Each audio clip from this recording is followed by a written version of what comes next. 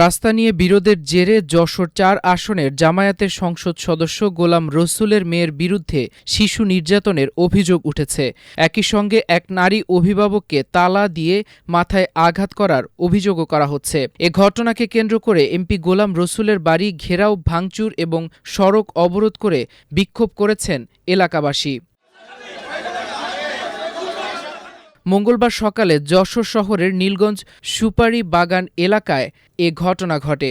ভুক্তভোগীদের অভিযোগ, এমপির মেয়ে মেহজাবিন জান্নাত অনন্যা তাদের বাড়ির পাশে অবস্থিত আল মাদ্রাসাতুল শারিয়া এর কয়েকজন শিক্ষার্থীকে সোমবার মারধর করেন। এ ঘটনার জেরে মঙ্গলবার সকালে ওই শিক্ষার্থী ও তাদের অভিভাবকরা এমপির বাড়ির সামনে জড়ো হন।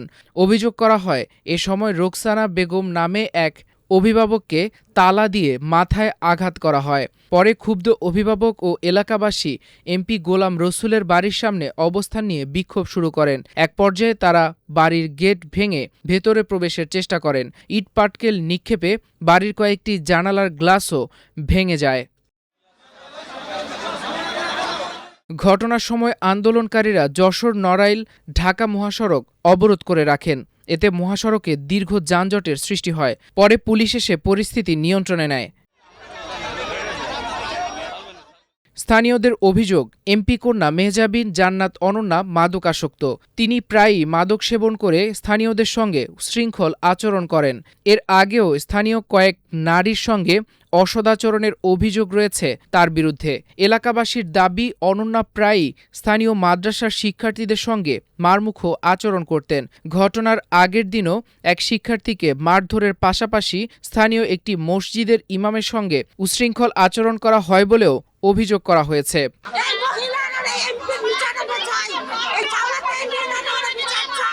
উপর থেকে গরম পানি মারে, থুতু মারে, বাচ্চা কাচ্চারে মারে। এই ব্যাপারে হচ্ছে মহল্লাবাসী এটা অনেকবার বলা হয়েছে। কালকে রাত্রে যখন আমি আসছি, এসে আমি বলেছি যে এই ধরনের কিছু করেন না, এটা তো একটা সামনে মসজিদ, মাদ্রাসা, কাছে মসজিদ তুলে দেবো, মাদ্রাসা তুলে দেবো।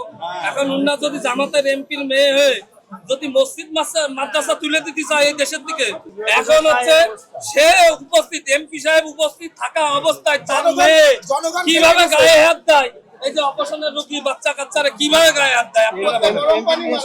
আজকে সকালবেলা ওর মেয়ে এসে আবার সেই ওই গোলাম রসুল এবং ওই হুজুর আইসা আসার পরে ওনার পরে ক্ষিপ্ত হয়েছে, তারপরে মারামারি করছে। আর এই মাদ্রাসার স্টুডেন্টদেরকে এইভাবে গরম পানি ঢেলে দিয়ে আটকে রাখা, এটা কিভাবে সাহস পাইল? ঘটনার বিষয়ে আল মাদ্রাসাতুল শারিয়ার মুহতামিম কবির হোসেন অভিযোগ করেন, এমপি সাহেবের মেয়ে বিভিন্ন সময় শিশুদের উপর চড়াও হন। সর্বশেষ সোমবারও তিনি কয়েকজন শিক্ষার্থীকে মারধর করেন। পরে বিষয়টি মীমাংসা করা হলেও মঙ্গলবার সকালে শিশুরা খেলছিল, এমন সময় আবারও তাদের উপর চড়াও হন তিনি। এক পর্যায়ে তার ছুঁড়ে মারা তালা এক শিশু শিক্ষার্থীর অভিভাবকের মাথায় লাগে। এরপর ক্ষুব্ধ অভিভাবক ও জনতা বিক্ষোভ শুরু করেন। কালকের ঘটনা হলো বাগারপাড়া ৪ আসনের এমপি গোলাম রসুল সাহেবের মেয়ে এই লাঠি দিয়ে ছাত্ররা গলিতে খেলা করতেছিল। খেলা করার কারণে লাঠি দিয়ে দাবড়ায়। এবার ছাত্ররা ভয় ভীত সংসারিত হয়ে বিভিন্ন জায়গায় চলে যায় এবং অনেকের জ্বর আসে। তারপরে গতকাল পুলিশের মাধ্যমে সেটা সমাধান করা হয়েছে। আজকে সকাল 10টার দিকে স্বয়ং গোলাম রসুল সাহেব আয়সা হুজুরদেরকে শাসাচ্ছে যে আপনারা কেন মাদ্রাসা খুললেন, উস্তাদ কেন আসলো। এরপরেই ওনার মেয়ে তালা দিয়ে হুজুরকে মারে এবং গার্জিয়ানের মাথা ফাটায় দেয়। এ ঘটনার পর প্রায় 4 ঘণ্টা অবরুদ্ধ ছিলেন সংসদ সদস্য গোলাম রসুল ও তার পরিবার। তবে পরিবারের পক্ষ থেকে দাবি করা হয়েছে, অনন্যা মানসিক সমস্যায় ভুগছেন। মাদ্রাসা বন্ধ থাকলেও সেখানে বিভিন্ন সময় শিশুরা এসে গোলযোগ সৃষ্টি করে। এর প্রতিবাদ করায় তাদের সঙ্গে বিরোধ তৈরি হয়েছে। একই সঙ্গে তাদের বাড়িতে হামলা চালিয়ে এখন মিথ্যে অভিযোগ আনা হচ্ছে বলেও দাবি পরিবারের।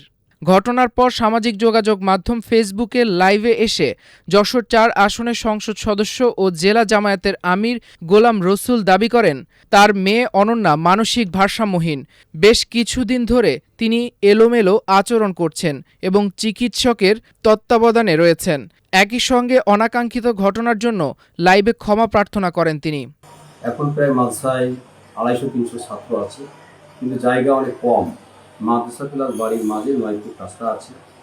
এই রাস্তায় অধিকাংশ সময় গার্ডিয়ানরা থাকে, বাচ্চারা থাকে। গতকাল সন্ধ্যার দিকে আমার মেয়ে এটা নিয়ে তাদের সাথে একটু কথা বলার পরে বাকবিতণ্ডা হয় এবং আমার মেয়েকে তারা মারে।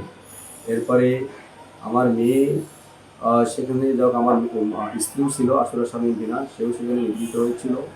পরে আজকে আমি 10টার দিকে মাদ্রাসার পুজোর কাছে জিজ্ঞাসা করলাম যে মাদ্রাসাটা যেহেতু আমি পরিষ্কার করতে সহায়তা করেছি, এই এলাকার আরও প্রায় 20-30টা ফ্যামিলি আছে, তারা এটাকে এইভাবে নিতে পারে না, যেহেতু রোডটা সবসময় ব্লক থাকে এবং রোডটা তো আমাদের কেনা জমি।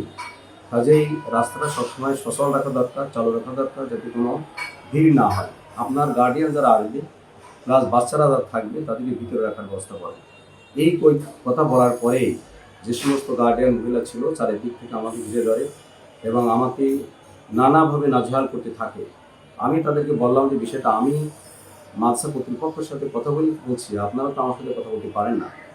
এরপরে আমার মেয়ে যায়, মেয়ে যাওয়ার পরে আমার মেয়েকে তারা মারে। আমি তখন বললাম যে আমার মেয়েটা অসুস্থ, সে সাইকিয়াট্রিকের রোগী দীর্ঘ 20 সাল থেকে। এরপরে তারা এলাকার যারা উশৃঙ্খল যুবক তাদেরকে খবর দিয়ে এসে আমার বাসা ভাঙচুর করেছে, আমার গেট ভাঙচুর করেছে, বাসার বিভিন্ন গ্লাস ভাঙচুর করেছে, অকথ্য ভাষায় তারা গালিগালাজ করেছে। তারপরেও আমি বলতে চাই এলাকার জনগণকে যে আমি সহনশীল পরিবেশ বজায় রাখতে চাই, সবার সাথে সহযোগিতা করে বসবাস করতে চাই। আমার কারোর সাথে কোনো ক্ষোভ নাই, কারোর সাথে আমার কোনো রাগ নাই। আমি দীর্ঘ 16 সাল থেকে এখানে বাড়ি করে বসবাস করছি। এলাকার কোনো মানুষ আমার আচরণে কেউ কখনো আমার মনে বলতে পারবে না যে কারো আমি ক্ষতি করেছি। আমি এলাকার মানুষকে সবসময় সহযোগিতাই করি। কাজে আমি এই ঘটনা অত্যন্ত দুঃখিত এবং মর্মাহত।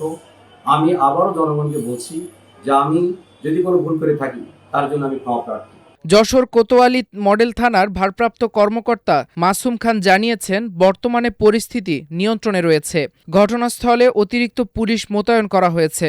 এখনও ভুক্তভোগীদের পক্ষ থেকে কোনো লিখিত অভিযোগ পাওয়া যায়নি। অভিযোগ পেলে আইনগত ব্যবস্থা নেওয়া হবে।